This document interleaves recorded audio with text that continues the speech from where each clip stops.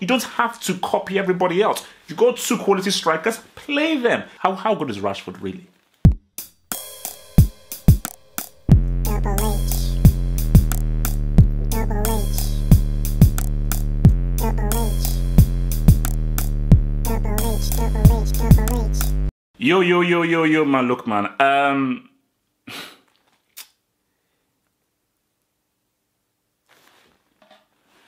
How did Arsenal not win that game?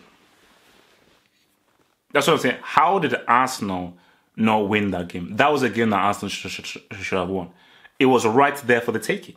That game for Arsenal was right there for the taking. But if you were to listen to my review, what did I say? I said that United must play their game, not Arsenal's game. And if United play their game, then they have a chance. And Mourinho listened to me. Have you saw my preview and he listened to me? Because Mourinho's setup nullified Arsenal. Because Man United made the game slower. They didn't allow Arsenal to run. They didn't allow Arsenal to have a lot of space. And even if the game got very open in the second half, it wasn't as open as the Tottenham game or other games.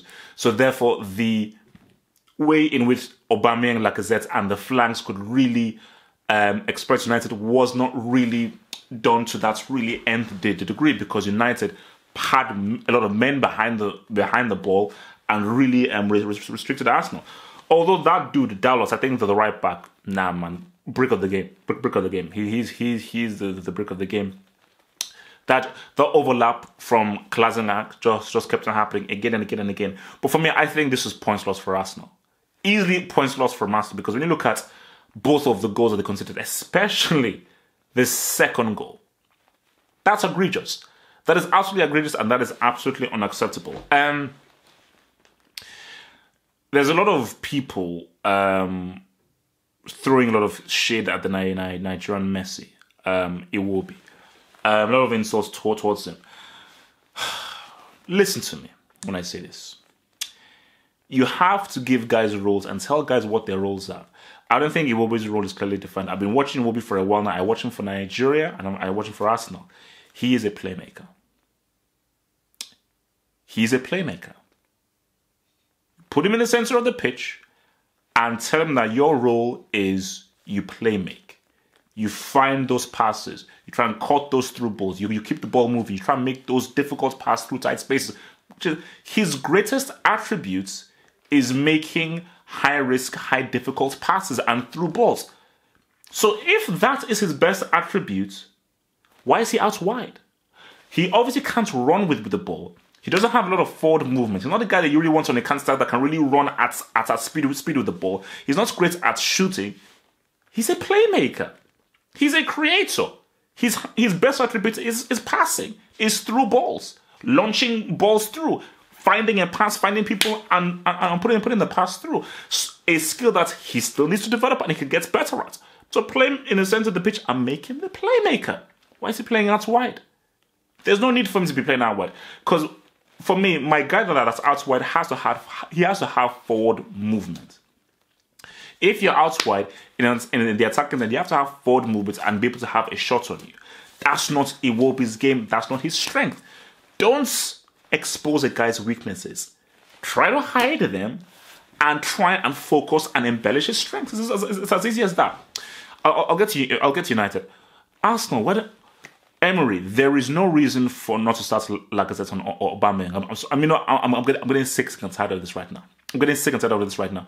I will sound like a broken record. I want strike partnerships back.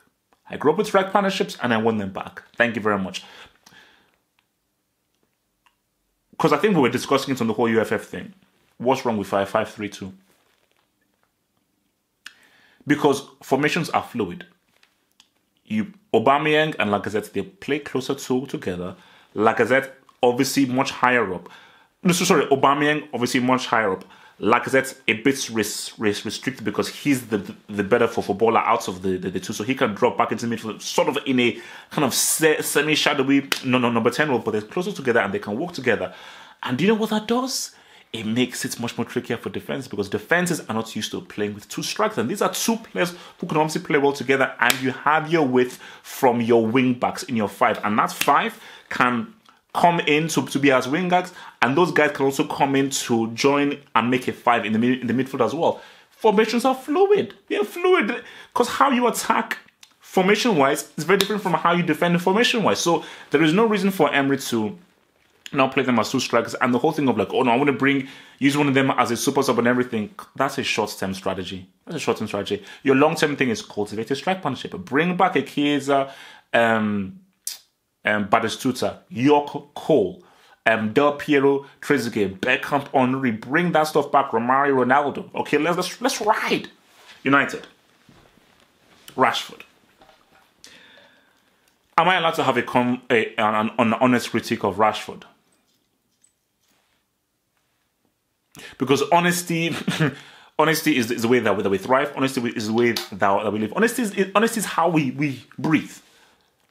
Honesty is how we breathe.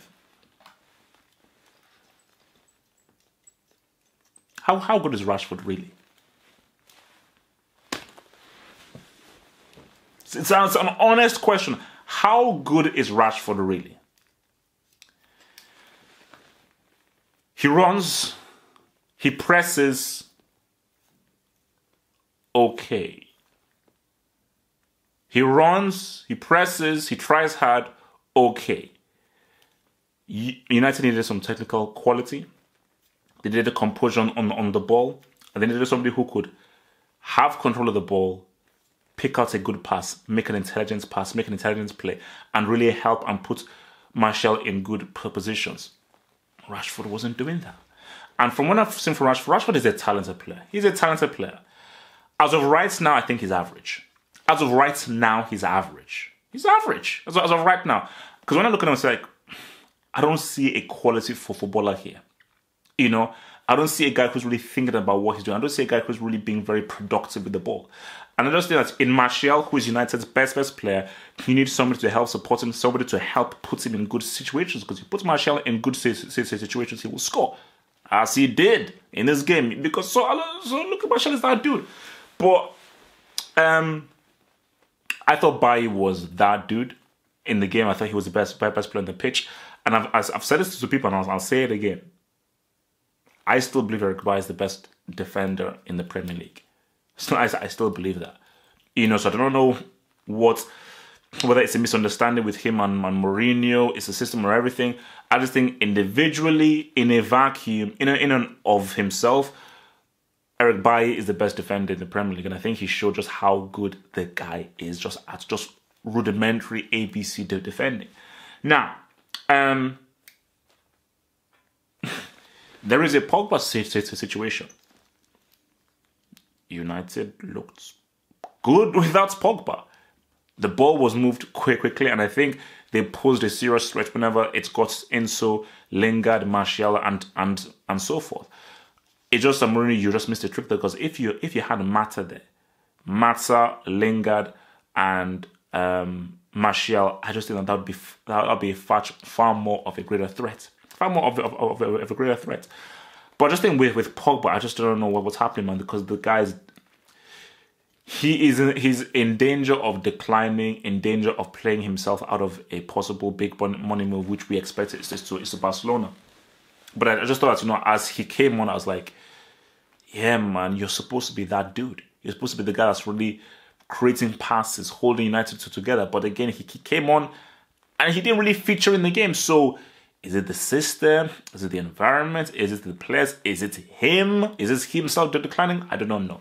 But just think overall, looking at the game, for me, I just felt that Arsenal should be pissed off. And Emery should be pissed off. They should have won the game. I thought, especially in the second half, the amount of opportunities that they had. I mean, Mkhitaryan's miss, the miss by because really Aubameyang was a good save from De Gea. I say Aubameyang for me is one of the best goal scorers in the world. He's one of the best natural goal scorers in the world. And for a guy that's good, especially in the box, I expect you to put that ball away. So I just think that Arsenal just had, because I just think that they sort of tactically figured out United in that second half, and I think they were getting into good spots. And Torreira again, man, I just think this guy's he's just a quality player. I just think whenever he has the ball and he's in an attacking areas, he just makes the right pass and just the right move. So everything was there for Arsenal to win the game. And as I said, this is one of Arsenal's best chances to win at Old Trafford. But you can't score and concede from the kickoff. You can't do that. How do you score and literally pretty much from the kickoff you concede? That's madness. That is complete and utter madness, But look, man, Emery has figured something out with this Arsenal team. Like this, so far, looks like a good fit. And remember, I said from the beginning of the season, go back. I said from the beginning of the season, I said Arsenal will make top 4.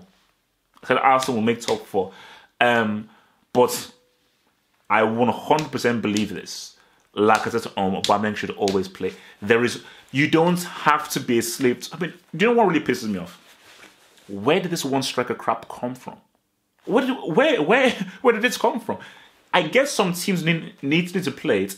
If you have 2 quality strikers, don't you dare put one of them on the bench because, no. One striker because I need 3,000 midfielders. No, play those 2 damn strikers because when you attack, you attack with 2 strikers. When you defend, hey man, that striker can now come back into midfield and now make the midfield congested so you don't get outnumbered in the midfield. But there is no reason why flipping Aubameyang and Lacazette cannot play together and form what I think could be one of the most deadliest partnerships in football. That's what I think they will do. So Emery is missing a trick. So Arsenal fans, I don't know how you can contact Emery. Say to him that, bro, don't be a slave to what is now the cool on vogue one striker system. Hey, I've got my one striker and the inside forwards. You don't have to copy everybody else. You got 2 quality strikers, play them. If you play them, you focus this on training, cultivate their partnership, improve their partnership. Arsenal will be one of the most dangerous attacking teams. Just sort out your flipping defense. Please sort out your defense. Sort out your defense. Let them be far more professional in defense, and this Arsenal team can do damage. You've got, in my opinion, as of right now, form-wise, the best all-round midfielder. You know what? Screw it. Best all-round player on both ends in the league in Torreira. And you have a very dangerous attack. A very dangerous attack. So it's all there. As for United, look, man. Mourinho, this is a patch job. It's a patch job. I look at that United team, there is no long-term success here. So this is going to sound like a broken record and sound like we're just repeating like the disc is scratched. What are the board doing? What's their plan of attack? What is the strategy? You can't find a successor. You're waiting until Mourinho finishes the season. You're just writing this season off, or there's like a money issue with him being sacked and his company. This is obviously not working. It's obviously not working. But there are quality players here, young quality players here. Shouldn't you get a new manager, a new younger coach that is much more attack-minded to come into this team and get the best out of a Martial, a Lingard, a Pogba, and so forth, and a Bailly? So what is being waited for? It is so obvious that it is not working. So every time I'm looking at United like this, it's painful to watch because you're like, this is really not working. It's really not working. When I just see Mourinho's face, I just see everyone's face, I'm like, makes no sense, But maybe the board knows something that we don't know. Premier League, man, gonna be an interesting season, man. Thanks for watching the video. Now think about becoming a Football Hut patron by pledging an amount each month and then gain access to exclusive content only on the Football Hut patron page. Peace. Head over to the official site at harfootballhut.com or just click over here.